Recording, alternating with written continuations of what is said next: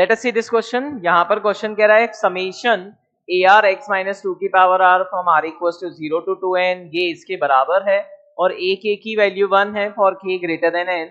If bn is equal to this, तो हमें बताना है लैम्डा और म्यू की वैल्यू क्या होगी, लैम्डा प्लस म्यू। तो यहाँ पर जो कॉन्सेप्ट यूज हो रहा है अपना, that is summation of binomial coefficient, summation of binomial coefficient. तो यहाँ पर अपन बात करें तो एक्सपांड करके देखें, अगर r की वैल्यू रख के इसका एक्सपांशन लिखें तो ये बन जाएगा a0 x माइनस 2 की power 0 plus a1 x minus 2 की power 1 plus a2 x minus 2 की power 2 up to an minus 1 x minus 2 की पावर n माइनस 1।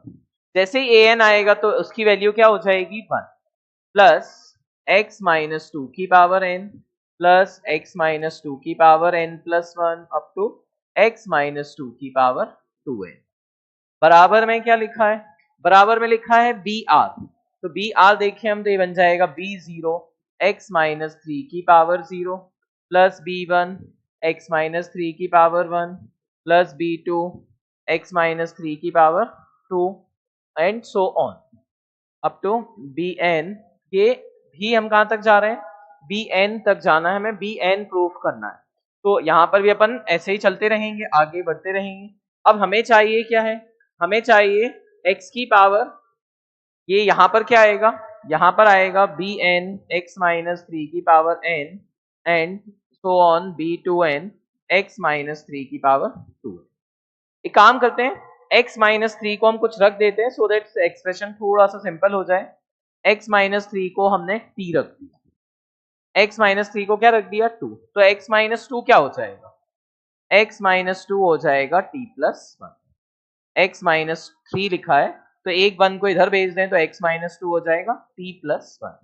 तो इस क्वेश्चन को अगर अपन फिर से देखना चाहें तो ये क्वेश्चन t में बदलना चाहें तो ये बन जाएगा a0 t प्लस 1 की power 0 plus a1 t plus 1 की power 1 up to an minus 1 t plus 1 की पावर n माइनस 1 प्लस आगे के सारे कोएफिशिएंट 1 है तो ये हो जाएगा t प्लस 1 की पावर n, t प्लस 1 की power n plus 1 up to t plus 1 की पावर 2n।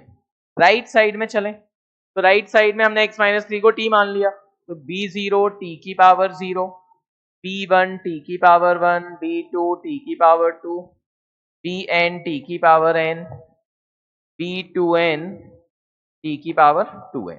तो हमें चाहिए क्या है, हमें चाहिए bn, हमें चाहिए bn। तो bn यहां पर हम देखें किसका कोएफिशिएंट है, bn जो है वो t की पावर n का कोएफिशिएंट है। तो एक काम करते हैं हम, यहां पर t की पावर n का कोएफिशिएंट bn है तो राइट लेफ्ट साइड में भी क्या ढूंढना है, कोएफिशिएंट ऑफ b की पावर t की पावर n। तो कोएफिशिएंट ऑफ t की पावर n की बात करें, कोएफिशिएंट ऑफ t की पावर n ठीक है, t की पावर n चाहिए तो t की इधर तो मिलेगा नहीं, t की पावर n इधर भी नहीं मिलेगा, अप टू यहां तक नहीं मिलेगा, यहां से मिलना चालू होगा। तो t की पावर n यहां से कितना मिलेगा nc0, यहां से कितना मिलेगा n plus 1 c1, n plus 1 up to कहां तक जाना है हमें 2n तक।